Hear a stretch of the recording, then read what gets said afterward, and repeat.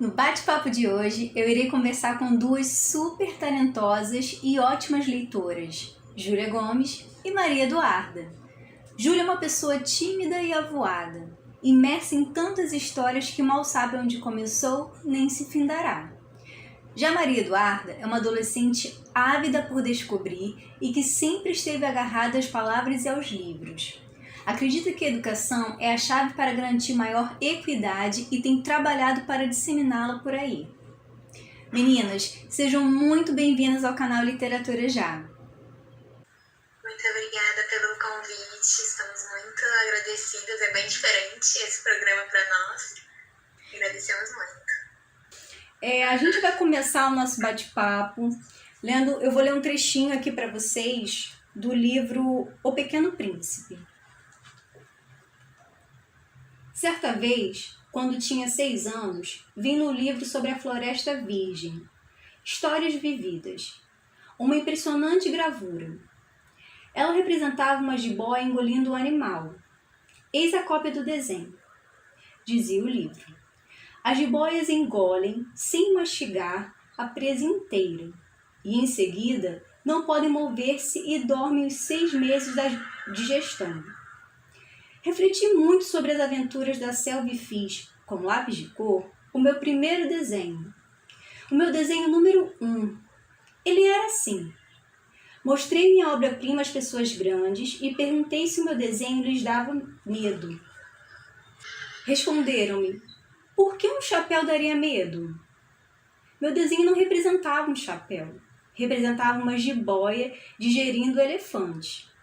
Desenhei então o interior da jiboia, a fim de que as pessoas grandes pudessem entender melhor. Elas têm sempre necessidade de explicações detalhadas. Meu desenho número 2 era assim.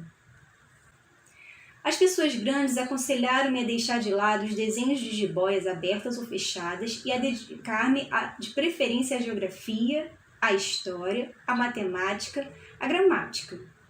Foi assim que abandonei, aos 6 anos, uma promissora carreira de pintor.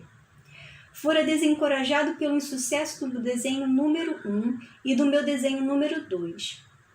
As pessoas grandes não compreendem nada sozinhas e é cansativo para as crianças ficar toda hora explicando. Tive então que escolher outra profissão e aprendi a pilotar aviões. Voei por quase todas as regiões do mundo. E a geografia, é claro, me ajudou muito. Sabia distinguir num relance a China e o Arizona. Isso é muito útil quando se está perdido na noite. Desta forma, ao longo da vida, tive vários contatos com muita gente séria. Convivi com as pessoas grandes. Vi-as bem de perto. Isso não melhorou muito a antiga opinião.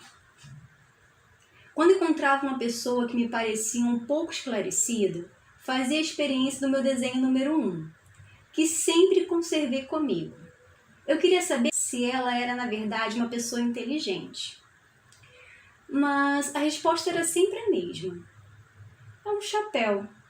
Então eu não falava nem de jiboias, nem de florestas virgens, nem de estrelas. Colocava-me no seu nível. Falava de Bridget, de golfe, de política, de gravatas. E a pessoa grande ficava encantada de conhecer um homem tão razoável. Bom, meninas, esta obra, O Pequeno Príncipe, marcou muitos leitores e ainda marca, pois possui um personagem muito peculiar. E falando nisso, para a gente começar aqui o nosso bate-papo, qual personagem literário vocês mais se identificam e por quê?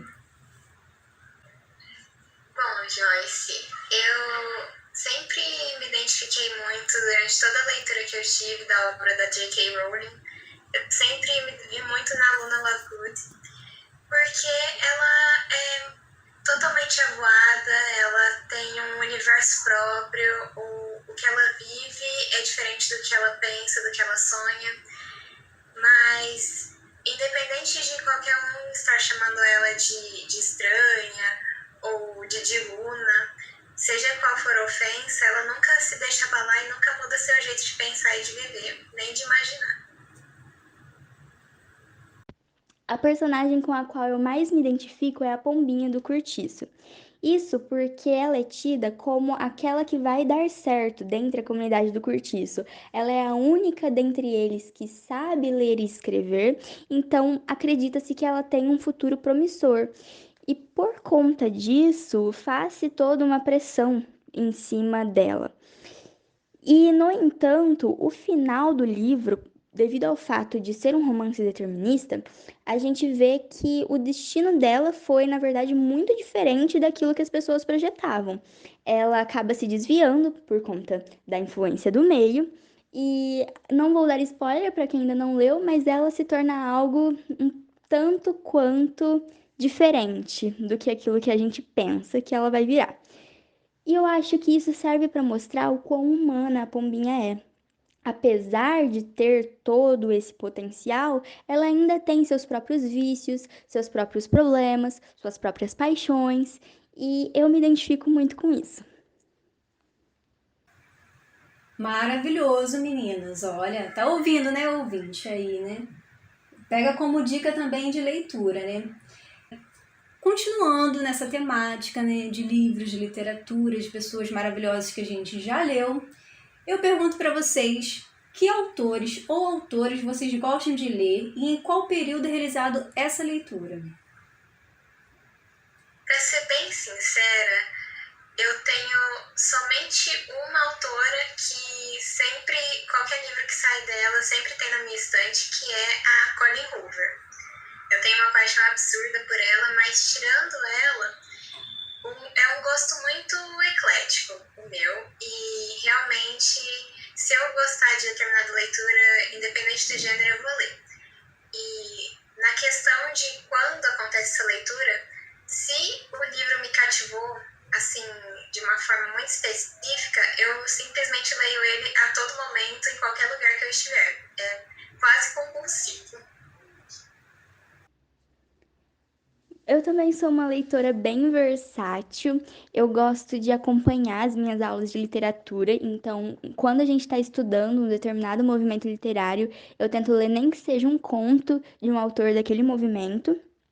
E quanto ao horário da leitura, eu não sou que nem a Ju de imergir tanto assim na história, quer dizer, eu faço essa imersão, mas de uma forma mais controlada, né? Eu sou eu sou uma leitora bem regrada. E por isso eu tenho horários bem certinhos para ler. Então, eu leio de manhã, logo depois de acordar, antes de ir para a escola. Leio nos intervalos entre as aulas e no meu horário de almoço quando sobra tempo. Quando e como surgiu essa coisa da leitura para vocês? Teve uma motivação? Foi na família? Foi na escola? Foi algum professor? Algum amigo? Alguém indicou? Como aconteceu isso? No meu caso, aconteceu, acho que não tem uma razão específica, mas desde quando eu era muito criança, todo domingo, todo sábado, na verdade, eu ia para casa da minha avó e ela comprava aqueles livrinhos bem fininhos de histórias, tipo de princesa, uma fábula, e eu devorava todos eles. E aí chegou um momento que eu ia na casa dela mais vezes por semana para ver se tinha mais livro. Mas eu também acho que deve ter alguma coisa de genética, porque o meu avô era fissurado em literatura, ele fez faculdade de letras e era uma paixão absurda dele, e todo mundo da família fala que eu peguei esses genes da parte dele. Ai, que lindo! E você, Maria Eduarda?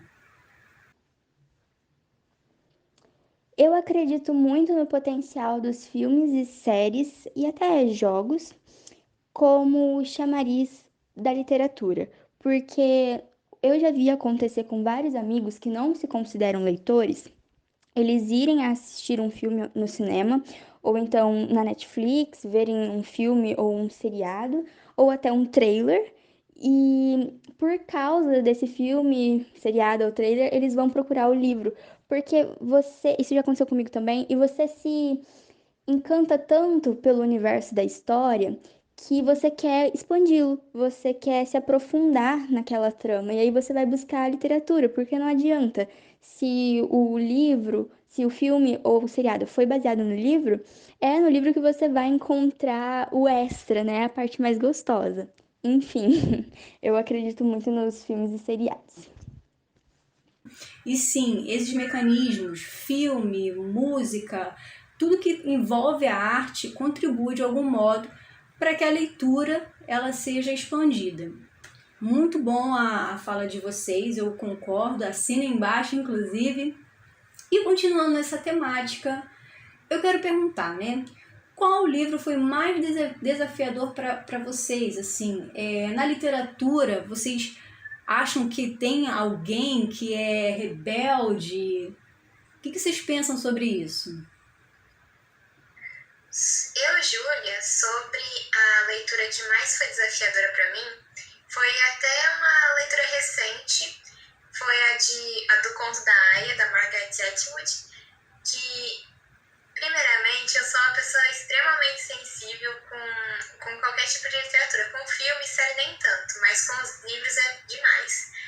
Então, é uma leitura de uma coisa que realmente mexeu demais com a minha percepção, que é uma sociedade totalmente distópica e é uma coisa que pode muito bem acontecer daqui a alguns anos. E eu ficava demais, assim, eu ficava muito chocada com cada uma das páginas que eu ia lendo. Agora, sobre um autor rebelde, eu pensei aqui, fiquei até refletindo um pouco sobre isso quando você falou, mas eu acho que é o José Saramago, porque na minha percepção, quando envolve algum ato considerado herege, já é uma coisa que bate demais assim na sociedade, desde que a religião foi inventada, é uma coisa muito, muito forte, que mexe muito com as pessoas. E a partir do livro que ele escreveu, O Evangelho segundo Jesus Cristo, foi assim uma obra que mexeu demais com a sociedade portuguesa, que os portugueses eram maluquinhos, principalmente naqueles anos, e foi um ato bem rebelde, ao meu ver. Também tem um autor, dois na verdade, um na prosa e um na poesia.